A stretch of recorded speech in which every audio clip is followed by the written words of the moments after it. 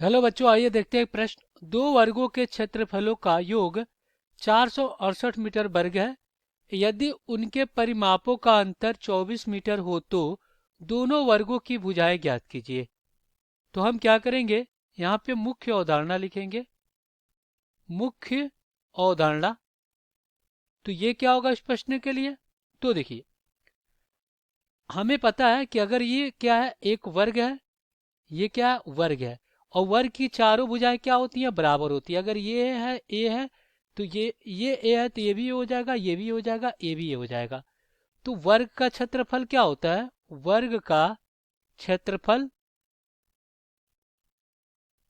क्षेत्रफल क्या होता है? ये होता है आपका ए का वर्ग होता है। और वर्ग का परिमाप क्या होता है? वर्ग का परिमाप ये होता है 4 गुणे भुजा। तो ये हो गया। अब हम क्या करेंगे, दिए गए प्रश्न को हल कर लेते हैं। चलिए, यहाँ पे दो वर्ग दिए गए हैं, तो हम क्या करते हैं, मान लेते हैं। माना पहले वर्ग की भुजा, माना पहले वर्ग का भुजा क्या है आपका, A1 है। और दूसरे वर्ग का भुजा, दूसरे वर्ग का भुजा क्या आपका A2 है। तो यहाँ पे कह रहा है कि भुजाओं के वर्गों का क्षेत्रफल 468 m का वर्ग है। तो यहाँ पे प्रश्न अनुसार क्या हो जाएगा, प्रश्न के अनुसार, प्रश्न के अनुसार यहाँ पे क्या हो जाएगा, दोनों के वर्गों का क्षेत्रफल। तो देखिए, पहले भुजा का वर्ग का क्षेत्रफल क्या हो जाएगा, A1 का वर्ग। और दूसरे भुजा के वर्ग का क्षेत्रफल क्या हो जाएगा, A2 का वर्ग। और बराबर में क्या हो जाएगा, 468। यही तो होगा। इसको आप समीकरण 1 बना लीजिए। अब कह रहा है परिमापों का अंतर 24 है।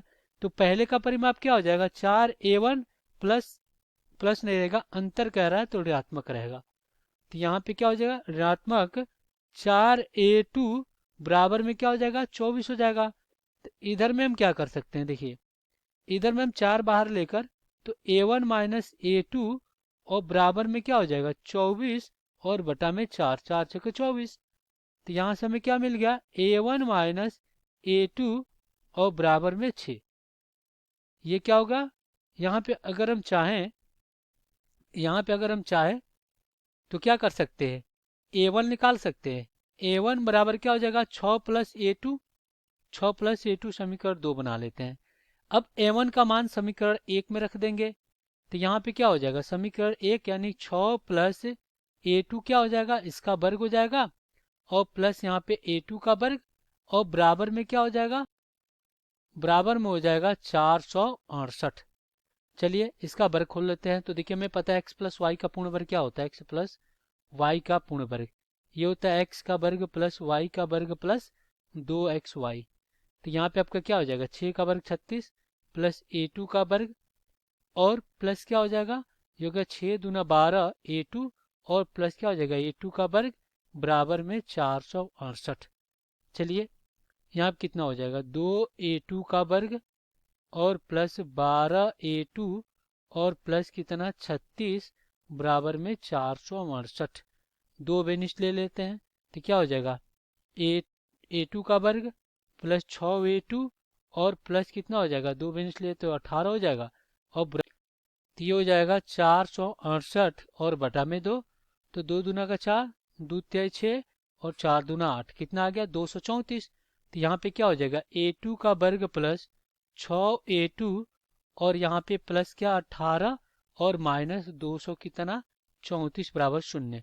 तो जब यहाँ पे घटाएंगे तो क्या बचेगा, माइनस 216 बचेगा। तो यहाँ पे क्या हो जाएगा, ये हो जाएगा A2 का वर्ग प्लस 6A2 और माइनस 216 बराबर 0।